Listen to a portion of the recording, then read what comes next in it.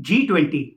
If you are the class of 2024 at any university, at any MBA program, chances are that irrespective of whatever interview you appear for, whatever group discussion you appear for, the term G20 has an extremely high probability of appearing as a topic. Now, why is G20 so important and suddenly something which was a lesser known term is so relevant in today's socio political economic context? And the answer for that is that India is right now donning the hat as presidency of G20 from 1st December 2022 till November 2023. Well, and presidency would have otherwise been a normal affair. However, it has become the cynosure because of the reason that the world is now strife with great geopolitical controversy, especially with the Russian-Ukraine conflict and various other challenges. And because of this, the mission which G20 was supposed to accomplish has become extremely tough. And under such circumstances, uneasy lies the head that wears the crown, and so is the situation for India. And this is precisely what makes this a very ripe topic for an interviewer to ask your view on India's G20 presidency. Hello everyone, my name is Gagan Singh and I welcome you all to this video which will give you a very comprehensive delineation of all the topics related to G20. So here we will try to cover 5 important topics. Number 1, what is G20? What does it constitute? Number 2, what was the basic goal because of which G20 was founded? Number 3, what are the challenges which G20 is facing today in the present geopolitical context? Number 4, India as the president of the President G20 year has what kind of issues and complications? And finally, number 5, what is it that the government could eventually do and hope to achieve through this process? So let us begin with topic number 1. What is G20? Now in 1991, there was a thought that the world is becoming more and more unipolar because the Cold War had ended. So progressively in the decade of 1990s, the theory came that there has to be more inclusive growth. Therefore, in 1999, the G20 as an association was formed. Now, if you were to understand which are the 20 countries which form G20, let me suggest a very interesting reverse C approach. All of you must be familiar with the world map. Now, I want all of you to take the world map in front of you. You'll see that on your screen also. The inverted C starts from Australia in the southern hemisphere. So Australia is one of the members. Then moves towards South Africa, the second member. Now, the numbers here are just for the reference purpose only. They don't signify any sequencing. So starts from Australia, moves to South Africa, then goes to South American continent where we have Argentina and Brazil. Then moves up into the North American continent where we have Mexico, US and Canada. Then the line of the inverted C moves into Europe, where we have UK, France, Germany, Italy, and of course, European Union as one entity. Thereafter, we have 2 nations which are probably parted between the 2 continents, the Eurasian region, which is Russia and Turkey. And then we move into Asia, where we have China, India, Indonesia, Korea, Japan, and Saudi Arabia. So if you try to draw a line very roughly, the map which will be visible in front of you gives you the look of an inverted C. And how very ironic, because this is where we find ourselves today. The G20 is in a myriad and a labyrinth of complications where it's all about complications, complexities, and quite convoluted. So these are the 20 nations. Then we have some representatives who are invited. So typically we will have Spain, we would have the African Union, we have the United Nations, and we have the ASEAN countries. So all in all, we have a representation which is supposed to be a very heterogeneous mix of the rich countries, the powerful countries, the developing world also. And that is G20 for you. Now, the second part over here is interesting. That what were the founding goals that G20 was expected to accomplish? And for that, I'd like to explain to you A, B, C, D, E, F, G of G20. A stands for agriculture. B for balance of growth. C is crime and corruption. D is development in terms of sustainable development goals. E is for energy, including the balance of energy, saving the planet and the environment. Then F is of financial stability, financial inclusion. And finally, G was for equitable growth. So agriculture was all about food security because with increasing climate changes, less area under agriculture, the food security was a challenge. And G20 was supposed to address that. B was balance, which spoke about more harmonious and equitable growth between the poorer nations, the developing nations, the underdeveloped nations, so-called the voice of the global south. If you want to know what is global south, check out this link where we are talking about another video where we have explained that in detail. Then C was about crime and corruption. So countries such as India, have been really crying hoarse about challenges of terrorism, international crime, organized crime. So G20 was supposed to address that also. The fourth D is about development, which should be sustainable. So sustainable development goals, there are 17 of them, predominantly related to hunger, education, poverty eradication, equality in societies, equitable growth, nourishment. All these topics, such as skill development, are essentially in the category of development. And this is something that G20 is supposed to propagate. Then E is all about energy, where it is expected that slowly we must move towards renewable sources. And this is where probably the richer nations should actually either subsidize or give financial support to the developing world to accept and transform from the conventional fossil fuels to the new energy modes. Then F is all about financial stability. Now, financial stability here specifically means debt. The world is having a situation that the weakest 35 to 40 countries have about $40 billion of debt, which they may find themselves in a position as impossible to pay back. And the countries which have offered this debt are typically the relatively richer nations: US, Canada, UK, European Union, and of course China. So financial stability is something which talks about debt forgiveness. And finally, the G is about growth, where it's spoken that growth must be harmonious, equitable, female empowerment, upliftment of weaker strata, even within nations. Now, the interesting thing of A to G is that there is no S, no prizes for guessing, and that S is about security.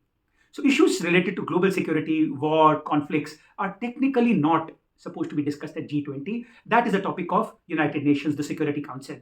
And that's where the conundrum lies, and makes us move to the topic number 3 of this video, that when security is not there in G20 agenda, how come we are talking about security as something which is derailing the entire script? So the third topic of today's video is, what is it that is causing such chaos in the G20 meeting? So much so that the meeting which was held at Bangalore among the finance ministers and recently now among the foreign ministers at New Delhi have both struggled to reach a consensus. And to understand that, let us explain how the world is divided, and correspondingly how the G20 nations are also divided on some vital agendas. To understand that, I like to give you 3 important fault lines on which the G20 is divided. The first fault line is pro-Russia versus anti-Russia. The second fault line is those who support China versus those who are against China. And the third one is a relatively smaller line about the countries which are typically having phobia against the Western powers. Now, in all of these, there is one acronym which I want all of you to remember. It's JACU. JACU talks about countries which, no matter what, are largely almost always aligned together. The rich, powerful nations of J for Japan, A for Australia, C for Canada, U for UK, and the last U, the W, is for United States of America. Now, irrespective of whether it is the anti-China stance or anti-Russia stance, JACU is always united like a fist. These 5 countries typically tend to coagulate to take a common stance no matter what the geopolitical issue may be. So let's talk about Russia.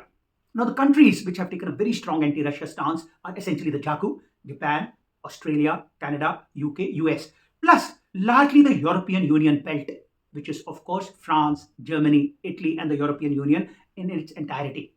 And thereafter, when it comes to anti-Russia stance, we have Korea also expressing concern over there, and Turkey has very smartly taken a modest position, but of course, being a part of NATO, it is in some sense, legitimately speaking, on the side of the anti-Russian forces. However, the beauty or the irony of the situation is that let's talk about countries which are supporting Russia. And here comes the concept of sticks, S-T-I-C-S. S for South Africa. Then T for Turkey, I'll explain that in a bit. I for India, C for China, S for Saudi Arabia. The sticks have typically taken a soft stance towards Russia. Now, the extent of softness is varying. You have China, which is very vociferous, especially after its China compromise plan on the Ukraine conflict was torn apart by USA. China has now become unequivocally vociferous in its support toward Russia. India has always been a friend of Russia. However, it is in a position where it's not that ferocious in the support, but at least it doesn't want anybody to insult Russia, not so long as India is the president. Thereafter, we have Saudi Arabia and South Africa, which have taken pro-Russia stance. And the most beautiful case of diplomacy is that Turkey, which is a part of NATO, has also been giving very positive sound bites, neutral sound bites towards Russia. So please imagine that in such a small forum of about 20 countries, we have such a brutal divide between the JACU plus the European Union Korea on one hand versus the voice of sticks on the other hand. And this makes the task of attaining any kind of compromise, attaining any discussion without reference coming to the Russia Ukraine conflict to be something which is a mission impossible. And the greatest challenge over here is how do you describe the situation in Ukraine? In the Bangalore finance minister meeting, the entire common consensus fell apart based on how do you define that conflict? Is it a war that Russia is waging on Ukraine? Is it a conflict, the way India likes to describe it? Even China had been subscribing to that theory. Or it is a military operation, as Russia would want it to be stated as. And the point to be noted is China is now largely bending closer to Russian theory of military operation. And that was the biggest fiasco which happened in Bangalore and to a certain extent at New Delhi in the foreign ministers meeting also. But this is just the one fault line. The second fault line is then related to China. Now, once again, the forces which are against China are the JACU, which is Japan, Australia, Canada, UK, US. Now, European Union gets interestingly split, where European Union per se is a bit lukewarm. Italy, because of its huge indebtedness to China, is again taking a neutral stance, a soft stance. And France and Germany have also been a bit lackadaisical in their stance either way. However, as European Union becomes to a slightly neutral stance, in walk the Asian powers. So Indonesia, Japan, Korea, and of course India, although India may not want to say that very openly, become the force which is acting against China. And therefore, anything which is too much of strategic advantage to China is something with these forces, the JACU plus the Asian powers, may try to derail. On the other hand, the countries which are supporting China to a certain extent are can be said by the acronym called RIST, where we have Russia, we have Italy, we have South Africa, and interestingly, once again, Turkey, the great diplomatic genius, which is somehow trying to wade through any particular group, maintaining very neutral positioning in some sense. So once again, you find that four powers are supporting the voice, and there are many who are against it. So this kind of clash once again puts a situation that you are in a situation where consensus becomes really difficult. You have the JACU, the Asian powers, which are strongly opposing. On the other hand, you have forces like Russia, Saudi Arabia, Turkey, which are standing in favor of China. And that makes any kind of consensus very difficult. Moving on, we come to the third fault line. And the third fault line is all about what we can say West phobia. Now, these are the countries which have typically been very apprehensive about the gaining power of US, UK, the gaining power of, let's say, JACU. And these are, of course, Russia, China, Saudi Arabia, and to a certain extent, Turkey once again falls in this balancing equation. So this, my dear viewers, gives us a very interesting perspective as to how challenging is it for India, which is still a developing nation, which claims to be a friend of the US and a friend of Russia, which doesn't openly claim its antagonism towards China, which is trying to be a friend to all, has to meander through such treacherous shoals of complicated diplomatic challenges. You have the Russia fault line, you have the China fault line, and then you have West phobia fault line. And of course, all of this getting aggravated, exacerbated because of the ongoing conflict in Ukraine. It was almost as if the fuel which was just going to make this fire flare up. And that's what makes the task of India very tough. Now comes point number 4, that in all of this, what has India been trying to do? So throughout this initiative, India has been trying to do 3 important things. Number 1, India has been trying to champion the cause of the global south. Now, the global south, as I've explained in more detail in a different video, is essentially the countries which were earlier called the developing world or the poorer world or the third world countries. And these are very unfortunately not having significant representation in the G20 countries list. Prime Minister Narendra Modi also gave a very remarkable statement in his address to the foreign ministers when he said, it's important to leave countries' own interest at sideline and focus on G20's common agendas, because we speak not just for our countries, but we represent those who are not being represented here on the table. How this tension should be resolved. However, at the leading economies of the world, we also have a responsibility toward those who are not in this room. And that was a beautiful statement to make, that this G20 forum is expected to be for the greater good of the world, and security is not a part of it. But then, of course, you could argue, how could you have a good world where security and stability is not there? But that being said, India has emerged as an undisputed champion of the cause of the global south. The second thing India has been trying to work and strive very tirelessly is towards crime and corruption. Prime Minister Modi has been leading this campaign where we have been trying to rake issues of state funded terrorism, cross border terrorism, and how rogue states are actually putting the entire global peace at risk. And this agenda has further increased. The third and the very beautiful thing which has been done is equitable growth. Now, when I say equitable growth, it is towards the marginalized nations. Issues such as how weaker nations have debt challenge. They are deeply indebted to countries like China, which are notoriously not giving them any kind of relaxation. How they are more vulnerable to so called economic and environmental calamities. And therefore, India has once again been strongly vouching that the G20, some of us who are privileged, need to contribute more towards them.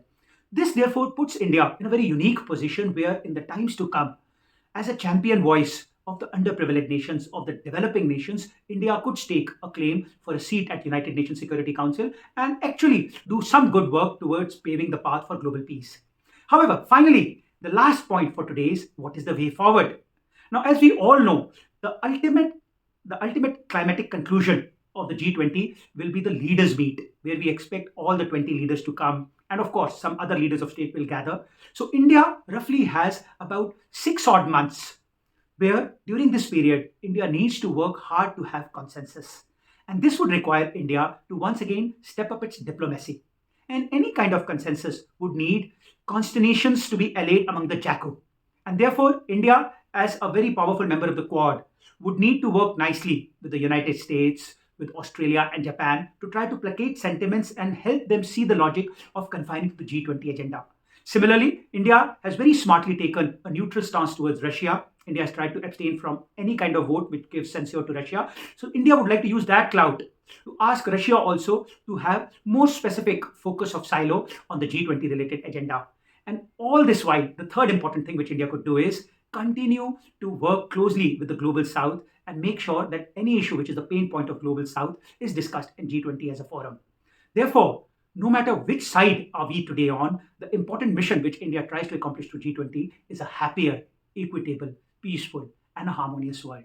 This is Gagan Singh signing off for the day. While the task may not be easy, however, keep practicing to work towards acing your group discussions, interviews, and stay tuned for more videos. If you have liked this video, please press the like button, subscribe button, and stay tuned for more.